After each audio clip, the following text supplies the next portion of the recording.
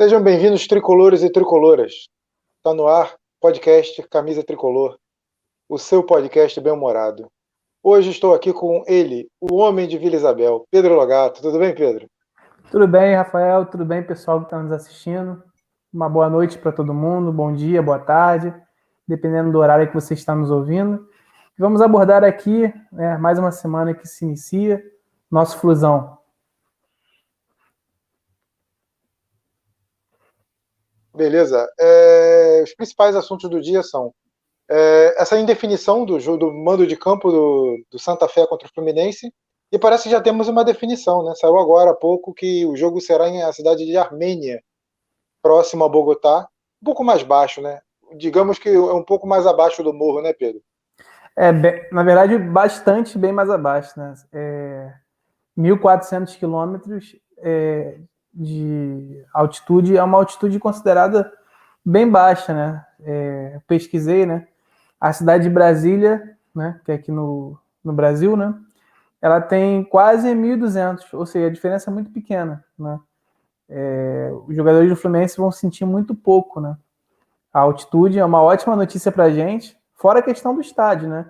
Que é um estádio também desconhecido. Eles podem ter jogado lá, né? Mas não é o estádio que eles estão acostumados a jogar, né? Então, para a gente, para a torcida do Fluminense, é uma ótima notícia, né? É um adversário a menos, né? O Fluminense vai ter que se preocupar agora mais com a qualidade do time do Santa Fé do que com a altitude, né? Acaba caindo uma desculpa, né? Em caso de um mau resultado, né? Os jogadores poderiam culpar a altitude, agora não vão poder, né? Não vão poder culpar. Mas é um alívio, né? É um alívio para a torcida do Fluminense, porque estrear contra o River Plate no segundo jogo já tem uma altitude de 2.600 metros, né? Hoje, durante o dia, se especulou a possibilidade de ir para uma outra cidade que a altitude seria maior ainda, seria de 2.800, mas a prefeitura, eu esqueci agora o nome da cidade, acabou vetando, né, o jogo também. E agora ficamos, né, marcados para amanhã, 9 da noite. Amanhã não, desculpa, quarta-feira, Quarta-feira. 9 da noite, no horário de Brasília, na cidade de Armênia. Isso aí. 1.480, né? Metros de altitude. Isso, isso. É tranquilo. É quase Teresópolis, não, brincando, tô brincando. Mas eu acredito que agora, é aquilo que você falou, né? Não tem mais desculpa. Agora a desculpa da altitude meio que cai por terra.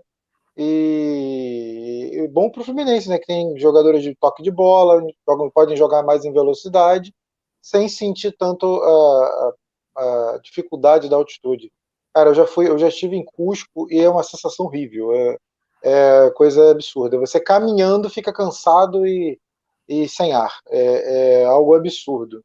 Até hoje a gente não entende por que ainda tem jogo na altitude. Aliás, a gente entende, né? É Sim, puramente político. sim. Complicado A demais. gente não concorda, né? Mas saber por que colocam, a gente Sim, sabe. é difícil, muito difícil mesmo. Para esse jogo, o Fluminense vai ter força máxima. Ganso e Bobadilha Viajar. viajaram para a Colômbia e devem ficar no banco. Provavelmente o time não deve ser diferente daquele que enfrentou o River Plate no Maracanã. Concorda com o time que a repetição do time do que enfrentou o River Plate, ou você faria alguma mudança?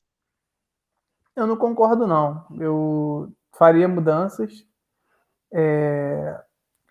A atuação contra o River Plate, ela mostrou, né, que o Fluminense teve oscilações na partida, né?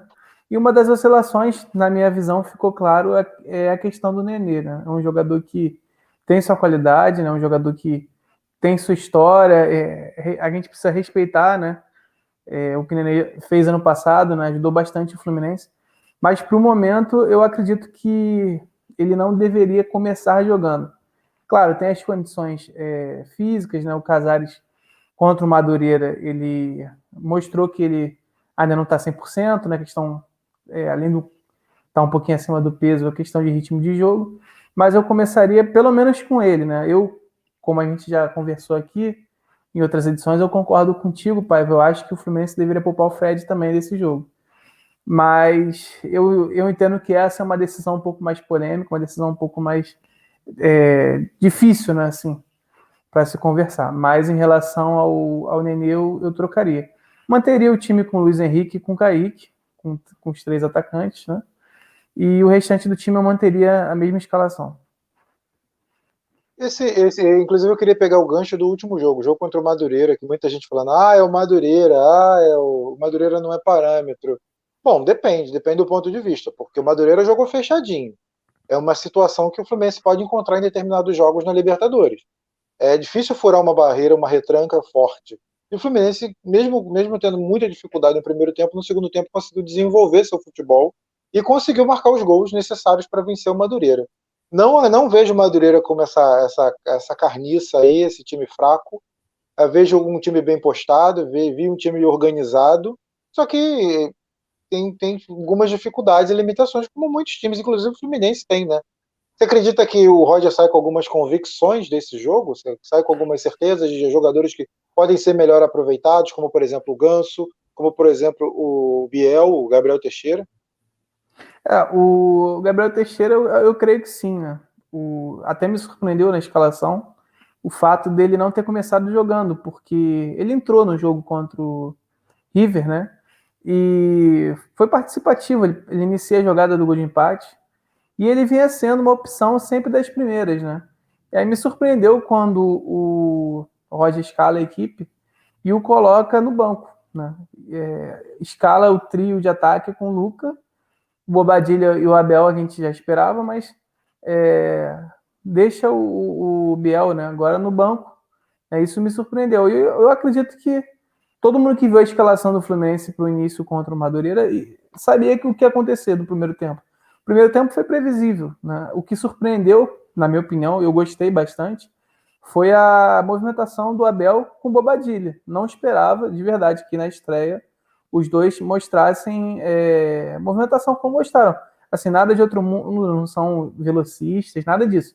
Mas mostraram que são atacantes, né, que têm mobilidade, né, que podem, de alguma forma, construir, né, juntos. Né, fizeram um bom primeiro tempo. E eu acredito que quando houve a mudança, né, que todo mundo já esperava, né, a saída do Luca para a entrada do Gabriel, a mudança foi total no Fluminense, né? O gol saiu logo depois, né? O Gabriel nem tocou na bola, o Abel sofreu o pênalti e aconteceu o que aconteceu. Né? O gol do Bobadilha, ele participou, ele que chuta aquela bola que Sim, o Bobadilha ele pega o rebote. participa. Ele faz o gol, ele participa de 3 jogadas de gol. Sim, Então, ele justamente. muda completamente o panorama da partida. Agora, você falou que surpreende o fato dele ter ficado no banco e não ter entrado, e o Luca ter entrado de titular. Aí eu te Sim. pergunto, cara, o Luca tá fazendo hora extra no Fluminense, não é possível. O que justifica o cara ainda ter oportunidade? O que você acha? Eu realmente não sei. Eu sou daqueles que achou, né, que o Luca não entrou tão mal contra o River, né? Mas nada que justificasse ele começar jogando, né, na frente do Gabriel, por exemplo. E a atuação dele contra o Madureira foi realmente pavorosa. Ele e o Hudson, eu acho assim, eu acredito que depois dessa atuação, os reservas, além do Gabriel, né, o Caio Paulista, que é um jogador que eu critico muito, a torcida tricolor não gosta, e com razão, ele entrou melhor, assim, conseguiu, fez uma jogada, saiu driblando todo mundo, tocou pro Abel, o Abel quase fez mais um gol. O menino, João Neto, primeiro jogo dele como profissional, entrou bem. Todo mundo entrou bem, menos o Lucas. Né? Então, assim, eu acredito Que não deveria ter começado e nem que não entrado. deveria, que não deveria. Então, Ironia. eu acredito que seja um jogo, sim. Né? Eu espero de verdade que o Lucas não vá nem para o banco para esse jogo contra o Santa Fé. Eu torço para que isso aconteça. Eu torço para que o Roger tenha dado essa como a última oportunidade. Pensar o seguinte: cheguei no time, o cara era titular. Aí ele perdeu a vaga. Aí ele já deixou de ser a primeira opção, segunda e terceira. Eu vou dar a última chance para ele para provar que ele não tem condição. E como você falou, ele já dispensou o Luca do Bahia. Então ele sabe que é um jogador que não se pode contar em alto nível. Né? Pode ser um jogador para a Série B, para um time menor, mas não para um time que está disputando Libertadores, lutando, né, por títulos, que é o caso do Fluminense esse ano. Como você já falou, já tinha falado numa live anterior, que o Roger tinha dispensado o Luca do Bahia por insuficiência futebolística, eu diria. Deficiência técnica, para ser mais exato. O Luca não rendeu no Bahia, a torcida do Bahia odeia o Luca. E para mim, o Roger só está insistindo com o Luca para falar depois assim: ó, dei as chances que eu tinha que dar, fiz o que eu podia fazer para esse garoto, mas vocês estão vendo que não tem jeito. Porque nada justifica ele manter o Luca. E pensa rápido, eu vou fazer algumas perguntas, quero que você pense rápido. Beleza. Júnior Dutra ou Luca? O Luca é melhorzinho. O Júnior Dutra é muito ruim. Mas é páreo duro, é páreo duro. O Felipe Luca Cardoso. ou Felipe Cardoso? Pensa rápido. Luca. Luca, um exame de próstata fora de hora. Pô, o exame de próstata pode salvar vidas, né? Então... Não dá, amigo, não dá. Boa resposta. Fraco, muito fraco. Seguindo. O Gabriel Teixeira deixa uma boa impressão depois dessa partida contra o Madureira. É uma impressão que ele pode ser utilizado. E eu acho até que ele poderia ser titular. Porque se você comparar os números com o Luiz Henrique, pelo menos nesse início de ano, claro que é injusto comparar os números do Luiz Henrique no ano passado, que o Luiz Henrique foi titular boa parte dos jogos e marcou muitos gols importantes. Mas acredito que esse ano o Luiz Henrique não está justificando a titularidade, e eu acredito que o Gabriel Teixeira poderia ser esse titular nessa ponta, já que ele também sabe fechar muito bem a marcação pelo lado, concorda? São jogadores com características diferentes, né? O Luiz Henrique, o Biel, né? Ele daria até mais força ao meio campo, né? É um jogador que é meio campo de origem, né? Jogava como 10 na base. Quem viu os jogos do Fluminense Sub-20 no Brasileiro, lembra que ele era o camisa 10, né? Chuta de fora da área, fez um belo gol nesse jogo agora. E o Luiz Henrique não, jogador de lado mesmo, né? Que também ajuda a compor o meio campo, mas são características diferentes. Eu acho que o que pesa para o Luiz Henrique permanecer nesse próximo jogo, pelo menos, né? Vamos ver como é que vai ser a sequência, é a atuação contra o River, né? Porque o Luiz Henrique foi muito bem. Então, assim, acho muito pouco provável que para esse jogo de agora o Roger troque, né? Acho mais possível também, acho muito improvável porque o garoto vem muito bem, é um talento nato, mas acho mais provável que o Roger saque o menino, Kaique, do que o Luiz Henrique hoje, nesse momento. Mas vamos ver, né, como é que vai ser a própria semifinal contra a Portuguesa. A gente não sabe qual time vai jogar, né? Como que o Fluminense vai fazer essa logística, né? Porque são 2 jogos na Colômbia. Será que vai voltar para o Rio? Né? Então vamos ver. Mas é um jogador que ganha corpo para brigar por posição. Mais uma opção, assim, para brigar para ser titular. Que o Fluminense ganha e isso é ótimo. E lá vem o Ganso me iludindo de novo, hein? O que dizer do senhor Paulo Henrique Chagas Lima, nosso vulgo Ganso? E o curioso desse jogo, né, é que quando a gente viu o primeiro tempo, né, uma das coisas que deixava claro que o Roger tinha errado na escalação era o fato de que estava muito quente, né? Você viu os jogadores sofrendo com calor, né? E o Fluminense entrou com um time muito envelhecido, né? O jogador mais jovem em campo era o goleiro com 25 anos e o resto, o mais novo, tinha 29. Então era um time muito envelhecido. E aí que você coloca o Ganso, meio de meia, e o cara corre, joga bem, faz gol, dá assistência. Corre não, anda rápido. Anda rápido. Mas teve ele caminha com certa velocidade. Teve um lance que ele deu uma corridinha. Eu falei, caraca, eu não vi o Ganso correr assim desde 2011. Mas ele fez uma boa atuação. Mas assim, ó, na minha opinião, ele tá lá atrás. Para ele ter uma oportunidade. Acho legal que ele vá para Armênia, né, agora, cidade de Armênia. Acho legal que ele esteja com o grupo. Que fique no banco, mas assim, para a posição tem como a gente conversou, né? O Nenê deve começar o jogo novamente. Então tem o Casares para entrar, vai ter o Gabriel para entrar. Dificilmente vai ter uma oportunidade nesse jogo. De repente, para o jogo contra a Portuguesa, né? Acho que uma boa ele jogar, de repente começar jogando. Eu gostei do Ganso, mais do que a atuação, da entrevista dele, depois do jogo. Porque ele pareceu incomodado. E isso me surpreendeu. Porque a gente vinha conversando aqui sobre isso, que o Ganso tá lá, cai todo mês, 400 mil, tá tranquilo, blá, blá, blá. Mas ele parecia incomodado, não aquela coisa de vou criar uma desavença. Mas assim, eu sei que eu posso agregar a esse time. Eu achei... É um incômodo necessário de quem Sim, sabe que merece mais oportunidade e não sim, está fazendo corpo mole. sim, sim. E isso Né? me deixou feliz. Eu confesso que eu fiquei feliz. Se vai dar alguma coisa, não sei. Sinceramente, se eu pudesse apostar, eu apostaria que não vai dar. Mas pelo menos, me colocou 10% de dúvida, sabe? Que a gente não tinha. Eu não tinha dúvida nenhuma. Para mim, o caminho dele era encerrar a carreira. Fiquei com 10% de dúvida. Vamos aguardar. O Ganso, eu já vou, já que é para falar de porcentagem, eu vou pegar aquela música do Wesley Safadão, 1%. 99% anjo aqui. Então, o Ganso é aquele 99%, a gente sabe que caso perdido, mas aquele 1%, quando ele toca na bola e dá um passe, é isso. Uma coisa legal do Ganso é que ele tem, que eu sempre, todas as coisas que a gente já fala, que ele é um jogador lento, que parece estar em outro mundo, mas ele tem uma coisa que eu nunca consegui entender, pelo menos no Fluminense, é um jogador que ele sabe definir bola dentro da área, é um cara perigoso, eu não entendo porque ele não chega na área. E nesse jogo você vê o gol de cabeça dele, cara, é difícil o meia fazer um gol daquele, né?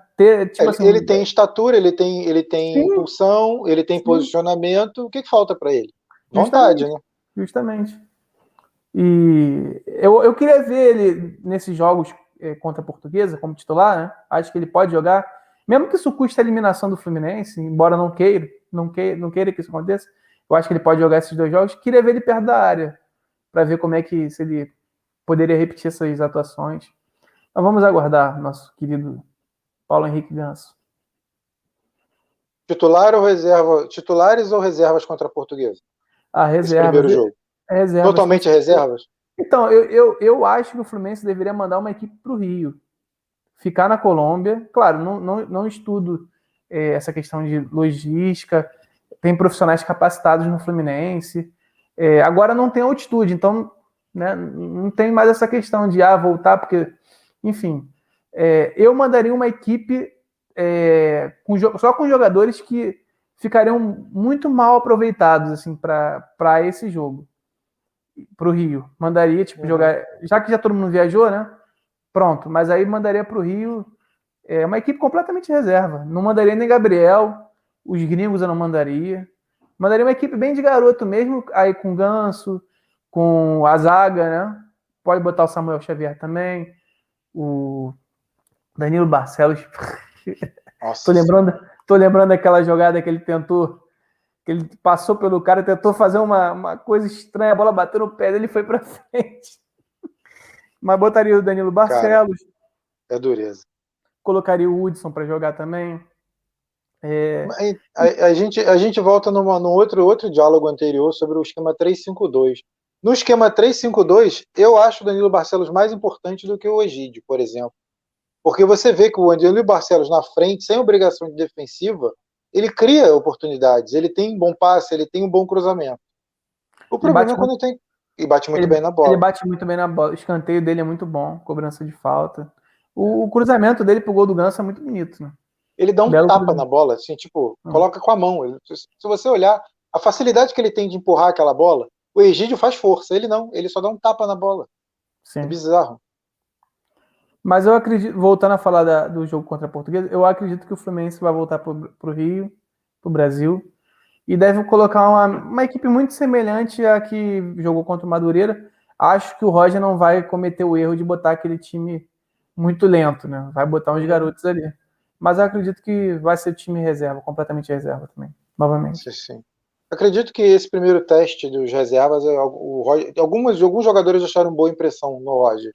Entre Sim, eles, que podem ser melhor aproveitados, mais aproveitados. Entre eles, o Manuel, que apesar de não ter feito uma grande partida, mas achei que foi regular.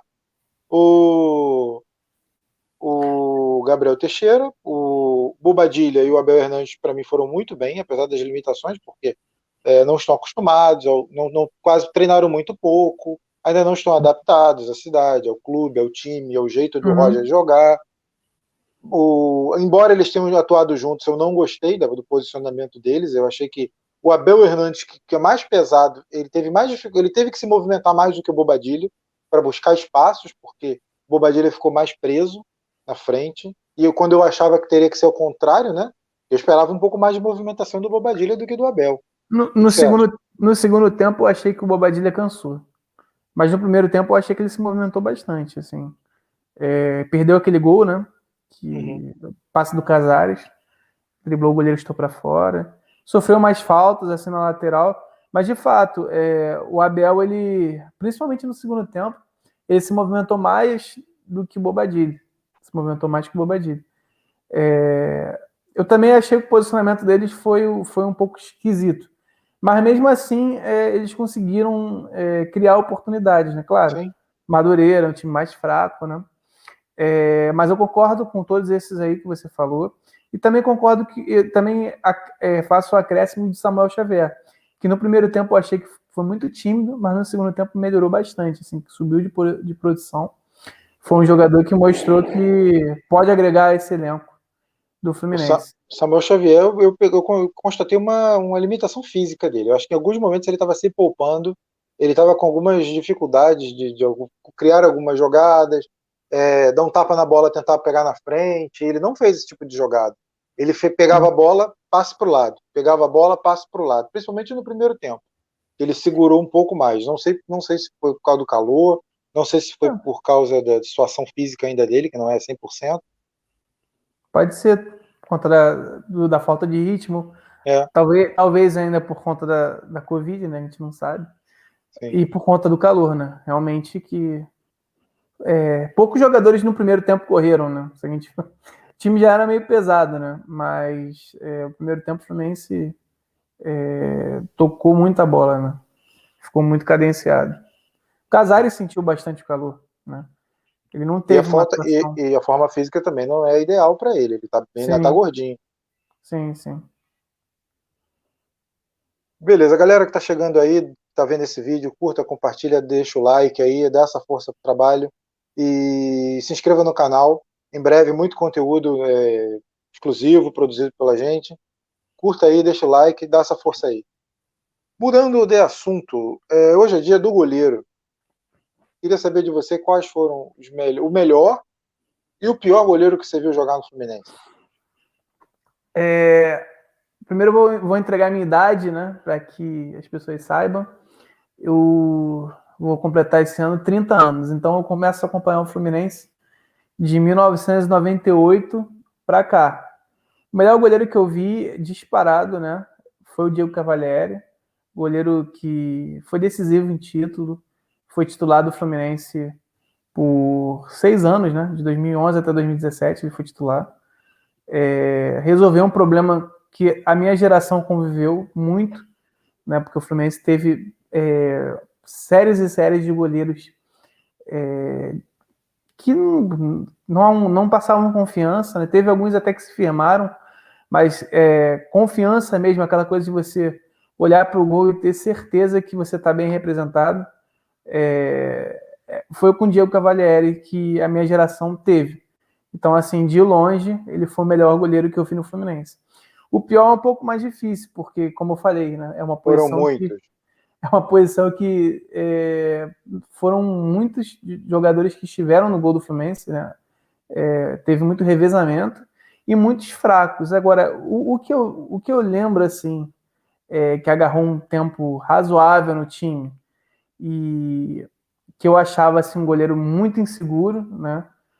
Porque aquilo, tem muito goleiro que agarrou pouquinho tempo e tal, mas aquele que ficou um ano inteiro praticamente como titular e que eu achei muito inseguro. Foi, com todo respeito, um goleiro que tem sua carreira, né, agarrou muito tempo no América do Rio, mas no Fluminense ele foi muito mal. Foi o Gabriel, não sei se todos lembram, Rafael Paiva com certeza. Gabriel lembra. Gaguinho, o grande Gabriel, pessoa boníssima, gente boa pra caramba. Entrevistei ele algumas vezes, gente boa pra caramba. Foi técnico do América também. Sim, verdade. Num dos últimos grandes momentos do América. Ele foi o goleiro do Fluminense praticamente no ano de 99 inteiro, até que o Diogo tomou a vaga na reta final da Série C. Diogo, que era revelado na base do Fluminense, depois foi substituído pelo Murilo em 2000. Dureza. O Murilo era bom goleiro. O Murilo ele ficou marcado por falhas pontuais Sim. que custaram classificações importantes. O Murilo tomou aquele gol contra o São Caetano e uma falha na Copa do Brasil que eliminou o Fluminense, né? E também tem um lance que não é culpa dele, mas que ficou marcado, que foi aquele pênalti, né?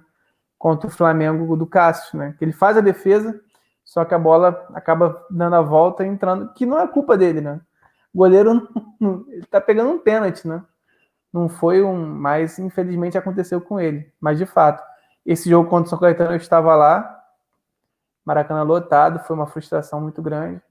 E contra o Brasiliense, foi um jogo que ninguém esperava a eliminação também, na Copa do Brasil. Copa do Brasil.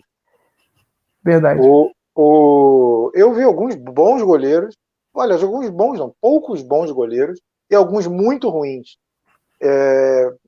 Eu vou falar dois, em cada categoria que eu considero relevante falar. Um era o goleiro que mais me irritou. O que mais me irritou é o Ricardo Pinto, né? Entrega a idade, inclusive. Que era o goleiro que me irritava muito no Fluminense. Falhava muito, constantemente. E não à toa aquilo. Não que eu seja a favor, não sou a favor da violência, não sou a favor do que aconteceu. Mas aquele caso do jogo contra o Atlético Paranaense nas Laranjeiras, em 96, mostra a raiva da torcida com o Ricardo Pinto. Já vinha acumulada desde a época que ele jogava no clube. E ele ficou fazendo gestos para a torcida. Nada justifica, claro, mas só para explicar que a raiva acumulada da torcida com ele era grande naquele momento. E um goleiro que coitado, não achava ruim, mas viveu um momento muito ruim, foi o Ellerson, né? Campeão carioca em 95. Em 96 foi muito execrado, falhou muito. Aquele rebaixamento de 96 caiu muito nas costas dele. Já o bom goleiro, eu considero o Cavalieri. Acho que não tem como fugir, não, porque não tem muitas boas opções ao longo dos anos, não. Eu diria que o Kleber, lembra do Kleber? Sim. O Kleber teve sua importância em determinado momento, que o Fluminense estava passando por momentos muito ruins com o goleiro, mas o Kleber teve sua relevância em determinado momento. Foi titular ali um bom período, resolvendo aquele problema de goleiro, mas, de modo geral, é isso mesmo. Não tem para onde fugir, não. Se eu fosse escalar alguém além do Cavalieri, seria o Kleber. A segunda opção seria o Kleber mesmo. Foi muito difícil. Você Período consegue muito complicado. alguns goleiros que tiveram uma temporada boa no Fluminense. Né? O Fernando Henrique teve. O Fernando Henrique teve uma temporada boa. O Fernando Henrique tiveram uma temporada boa, pelo menos. Teve um goleiro que é fraco, mas teve uma boa temporada no Fluminense. Eu acho ele fraco. Né? Você que é especialista pode opinar melhor. Mas ele teve um ano excepcional no Fluminense. Em 2018 ou 2019, não lembro agora. O Muriel chegou em 2019, não foi? Foi. Então foi 2018. O Júlio César, que era do Botafogo, foi pro Grêmio. Em 2018 ele salvou o Fluminense. Muitas vezes. Sim. Mas ele apresentava alguns problemas técnicos, assim, de posicionamento, salto. Ele tinha alguns problemas, assim, limitações técnicas que acabavam custando pro Fluminense, né? Tomava um gol bobo aqui, outro gol bobo ali, justamente por problema de posicionamento. Em 2017 ele foi muito mal. Quando o Cavalieri machucou, ele teve que substituir o Cavalieri. Ele foi muito mal. Mas em 2018, realmente, aquele jogo contra o América Mineiro, na última rodada, a gente só não caiu porque ele pegou pênalti, defendeu pra caramba. A gente foi massacrado naquele jogo, né? O reta final de 2018 do Fluminense foi muito, muito lamentável, né? O time não era fraco. O time chegou à semifinal da Sul-Americana, jogando bem, né? E do nada, do nada não, né? A gente sabe, problemas de atraso salarial, problemas de Marcelo Oliveira com o elenco também. E o Fluminense quase foi rebaixado. Né? Perdeu, acho que dos últimos 10 jogos, perdeu 8, uma coisa assim. E aí ganhou o último jogo contra o América Mineiro, uma atuação excepcional do Júlio César. Agradeço a todos que participaram. Um grande abraço. Até mais. Tchau, tchau. Tchau, tchau.